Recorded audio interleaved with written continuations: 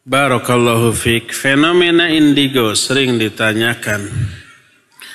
Indigo ini real, nyata dan ada. Dan penyebab utama terjadinya indigo pada diri seorang anak adalah karena mungkin kakek buyutnya ke atas dahulunya pernah ada yang menjadi dukun, tukang sihir, atau peramal, atau yang sejenisnya yang pernah mengadakan perjanjian dengan setan dari kalangan bangsa jin. Salah satu poin perjanjiannya adalah kalau orang itu mati nanti si jinnya itu harus nurun kepada anak turunannya yang sesuai dengan kriteria yang disepakati.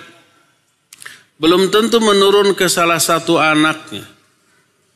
Mungkin ke cucunya, ke buyutnya, atau ke beberapa generasi berikutnya mungkin. Ya, begitu ada yang sesuai dengan kriteria yang mereka sepakati, maka setan dari bangsa jin itu masuk mendekati anak tersebut, lalu terwariskanlah kemampuan kakek buyutnya dulu secara otomatis kepada anak itu.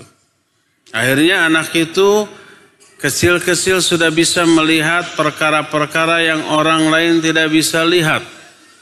Coba setiap kali ada anak indigo, telusuri ke atasnya. Lihat ayahnya siapa, kakeknya siapa, buyutnya siapa, terus pasti ada satu generasi sebelumnya yang ada pernah menjadi dukun, peramal, atau tukang sihir, atau yang sebangsanya yang mengadakan perjanjian tertentu dengan setan dari kalangan bangsa jin. Itulah fenomena indigo, ya. Bisakah disembuhkan? Tentu saja bisa. Ajarkan kepada anak itu sejak kecil bacaan Al-Quran. Hafalkan ayat sebanyak yang dia bisa. Kalau bisa, kalau perlu, masukkan ke ma'had tahfidz Quran. Agar dia hafidh atau hafidhah sejak kecil. Ajarkan kepadanya zikir-zikir. Karena zikir itu benteng yang kokoh bagi setiap hamba dari godaan setan dalam bentuk apapun. Ya. Di dalam dirinya ada Al-Quran yang selalu dia baca, yang selalu dia wiridkan. Ada juga zikir-zikir yang diajarkan oleh Rasul SAW kepada kita. Dan buat dia istiqamah di atas sunnah. Berpegang teguh kepada sunnah, benteng luar biasa kokohnya dari godaan setan. Ajarkan juga kepada dia tauhid.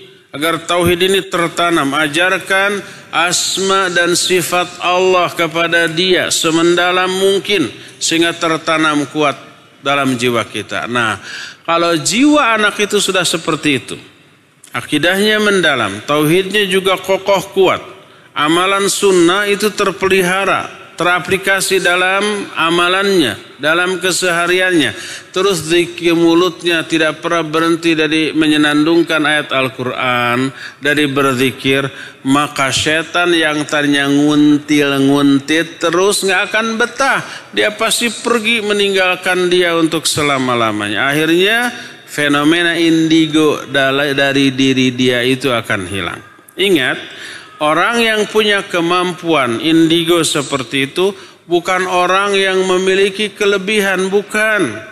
Itu bukan kelebihan, tapi itu kelemahan. Apa bukti kelemahan? Karena bisa diintervensi oleh setan dari kalangan bangsa jin. Dia tidak memiliki benteng sama sekali. Jadi benteng pertahanan jebol, dimasuki oleh setan, lalu dipengaruhi oleh setan. Dia akan tersiksa, terganggu, ya. Tiba-tiba melihat ini, tiba-tiba melihat itu, dan seterusnya. Tiba-tiba ada yang membisikkan ini, membisikkan itu. Itu apakah kelebihan atau kekurangan? Itu kekurangan, kelemahan. Orang yang kuat, yang memiliki kelebihan adalah orang yang mampu membentengi dirinya dari intervensi setan dari kalangan bangsa jin. Jadi ajarkan kepada anak itu tauhid. Ajarkan kepada anak itu hafalan-hafalan Al-Quran, zikir-zikir, anak itu didik untuk selalu berpegang teguh kepada sunnah, maka setan dari kalangan bangsa jin akan menjauh.